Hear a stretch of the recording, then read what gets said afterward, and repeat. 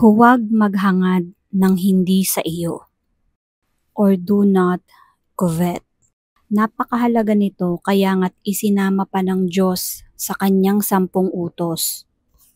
Ang sabi sa Exodus 20 verse 17, huwag mong pagnanasaang maangkin ang sambahayan ng iyong kapwa, ang kanyang asawa, mga alilang lalaki o babae, mga baka, asno, o ang anumang pag-aari niya.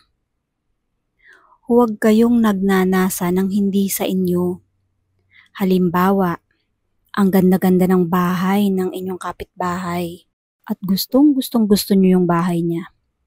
Pagkatapos iisipin yung gagawin nyo ang lahat para mapasa inyo iyon. O kaya naman, meron kayong mayamang kamag-anak at ayaw nyo magtrabaho pero gusto nyong mabili ang lahat ng gusto nyo. So ang inisip nyo ngayon ay kamkamin ang pag-aari ng kamag-anak na yon. O kaya naman nagandahan kayo sa lokasyon ng kanilang lupa, ng kanilang bahay at gusto nyong mapa sa inyo. Ang pinakasimpleng halimbawa ay kung kumain kayo sa isang restaurant at nag-order kayo. Dumating yung order ng katabi nyong lamesa.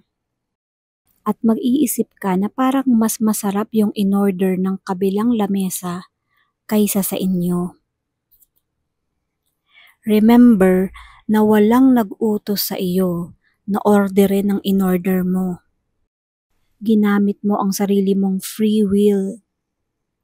Pero bakit nung umorder yung kabilang mesa at dumating yung order nila, parang mas mukhang masarap? Napaka-mainggitin ng ganitong nature. Siguro hindi tayo nagkasala kung nagandahan lang tayo sa pagkain ng nasa kabila. Pero ito ay simpleng halimbawa o simula pa lang ng pagiging mainggitin. Isang simpleng halimbawa at katotohanan na minsan ang hinahangad palagi ng tao ay kung ano ang nasa kanyang kapwa at hindi niya nakikita kung ano yung meron siya. Ang sabi nga, the other man's grass is greener sometimes. Pareho naman kayong may damuhan pero sa tingin mo, mas kulay green yung kanya. O kaya naman ay mas maliwanag ang sikat ng araw sa kabila kaysa sa inyo. Yung sinasabing the sun shines brighter on the other side. Ganyan din sa mga katangian. Ang mga medyo dark ang balat ay naiinggit sa mapuputi. Ang mapuputi naman minsan naiinggit sa mga tan ang kulay. Yung iba nga gumagamit pa ng tanning lotion, tanning oil para lang medyo madarken yung kanilang complexion. Ang mga kulot nagpapastraight ng buhok. Ang mga straight ang buhok ay nagpapakulot. All because the other man's grass is always greener. Hindi namang masama na paminsan-minsan gusto nating baguhin ang style ng ating buhok o kaya naman ay paputiin ang ating sarili. Ang sabi nga, you do you. Katawan mo yan, sarili mo yan, decision mo kung ano ang gusto mong gawin. Pero, ibang usapan na kapag may kasamang inggit. Ang isa pang hindi magandang example dyan, kung nakita mong parang mas okay yung asawa ni ganito. Uy, ang pogi ng asawa ni ganyan.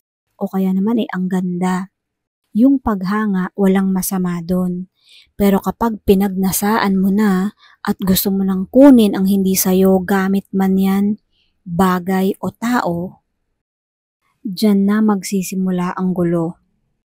Dapat meron din tayong pagtanggap kung ano ang sa atin.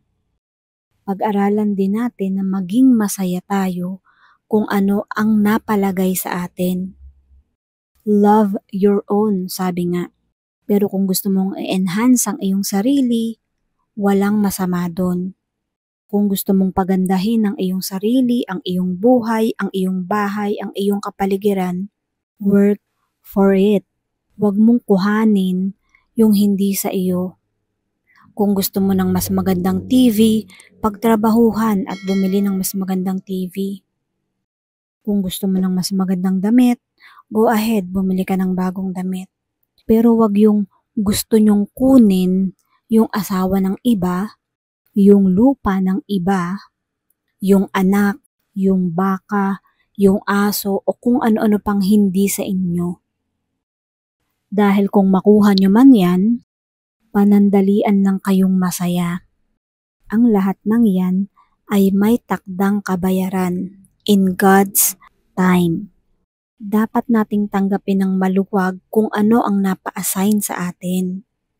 Pero kung kaya naman natin i-improve yan, gawin natin. O kung yan ay sitwasyon na hindi maganda, gawin natin ang lahat na baguhin yan o umalis sa hindi magandang sitwasyon na yan. Don't covet. Huwag mong pagnasaan ang hindi sa iyo. Kasi kapag laging hinahangad natin ay yung nasa kabila, hindi natin maa-appreciate kung ano yung sa atin o yung nasa atin. Being appreciative and grateful for your blessings is a godly quality. So count your own blessings. God bless us all.